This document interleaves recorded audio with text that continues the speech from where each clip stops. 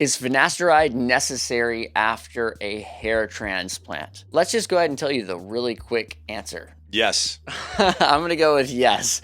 And that is from the perspective of somebody who had a hair transplant, not taken finasteride, and then experienced what happens, which is that your hair will start to miniaturize and fall out. And I had both my transplanted hair and the non-transplanted hair start to miniaturize and fall out. And what? That's crazy. That doesn't make any sense. That's not what people say. Transplanted hair will never fall out, will never miniaturize. That's not exactly true. Hair in the back of your head, on the sides of your head, is more resistant to DHT.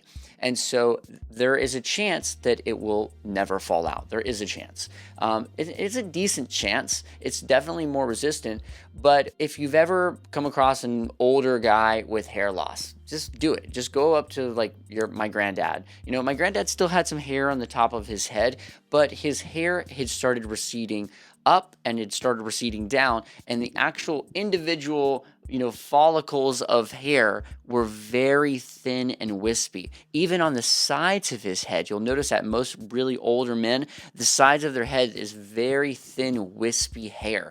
And so that's actually the DHT resistant hair, but it's very thin. That's because it's been attacked by DHT. And do you want the hair that's been transplanted on the top of your head to be very thin and wispy? What's the short answer to that?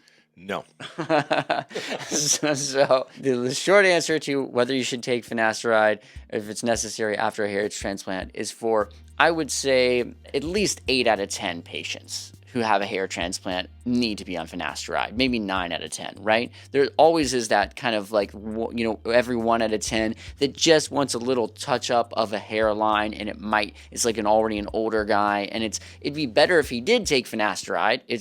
But is it totally necessary? It's kind of like maybe a little bit closer to flip a coin. But for the vast majority, it's necessary. Like if you don't want to just be worse off than before you started, and not waste all your money and time and blah, blah, it's necessary. First of all, it's an insurance policy for all of your hair. Think about it this way. All of your hair, not just the transplanted hair, not just the thinning areas, the balding areas. You've accomplished your goal. You've got back your hair.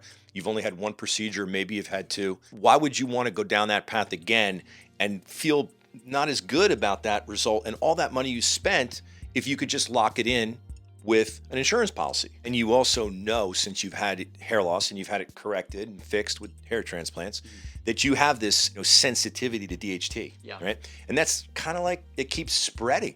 I mean, hair loss is progressive. Yeah. So without that insurance policy, you're rolling the dice. And it's really hard to look at yourself on a daily basis in the mirror every day. Everybody's busy.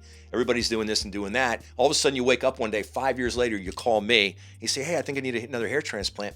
And I go, why is that? And you go, well, I feel like my hair's getting thinner. And I'm like, did you go off the medication? Well, yeah, I kind of got lazy, or I got busy, or both. Or I'm not a compliant person, but that's no excuse. We're out here trying to save you from hair loss. And the best way to do that is finasteride, or some variation of that. With Lock Lab, this 1-a-day pill to lock in your hair for life, it contains finasteride and oral minoxidil, which we've just found works so well and is so easy to stay on and stay compliant with. It just doesn't make any sense to not pop one pill a day and be done and have that insurance policy permanently for your hair. Is it necessary? Again, short answer, yes. Absolutely.